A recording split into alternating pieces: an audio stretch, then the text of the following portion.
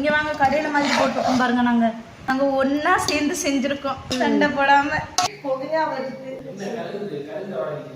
தட்டவா இப்படி நாளைக்கு கொட்டிடுவீங்களா? அப்புறம் வேணும்னா நான் போட்டுக்கிறேன். நீமா போடுங்க.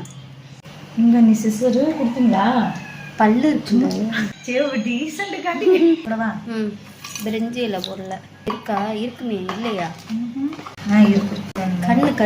கண்ணு சாரி மறந்துட்டீங்க. பொடி என்னமோ நம்ம கம்மியாக போட்டோம். அதே மிளகா பொடி கம்மியாக தான் திரட்டிட்டு பார்த்து போடுவோம். காட்டிட்டு போடுவோம். முடியுங்க செஞ்சிருந்தா அண்ணே பாருங்க. செஃப் தாமோ வாங்க. ஆன் பண்ணிட்டே இருக்கா?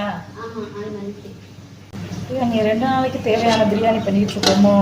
நல்லா வந்தா அப்பவே சொன்னேன் இது நல்லா வரும்னு. பேசலாம். எங்க பேச்ச மற்றவங்க கேட்கணும்ல.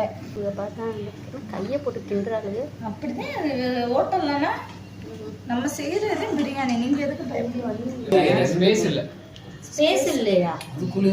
வேற இது போடல. முந்திரி போட்டேன். எதுப்பா? ஆமாப்பா போடணும்ப்பா. ஆனா எனக்கு கலர் தெரியாது. நீங்க தான் கலரணும். சரியா? சரி சொல்லுங்க. ரொம்ப நிறைய இருக்க மாதிரி இருக்கு. ஒரு சட்டி பிரியாணி இருக்க மாதிரி இருக்கு. இருக்கட்டும் வேணா. நல்லா வந்துருமோ?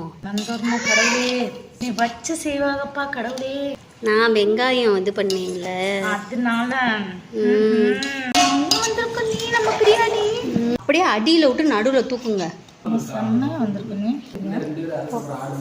ரெட் அல்வா பண்ணியிருந்தா இன்னும் கொஞ்சம் நேரம் ஆயிருந்திருக்கும். கொஞ்சோன்னு அப்படியே கையில் எடுத்து காமிங்க. அப்படிலாம் எடுக்கக்கூடாதுப்பா. இப்படி எடுத்து அந்த வீடியோக்குரிய இதுவே இருக்காது. இப்படி எடுக்கணும்.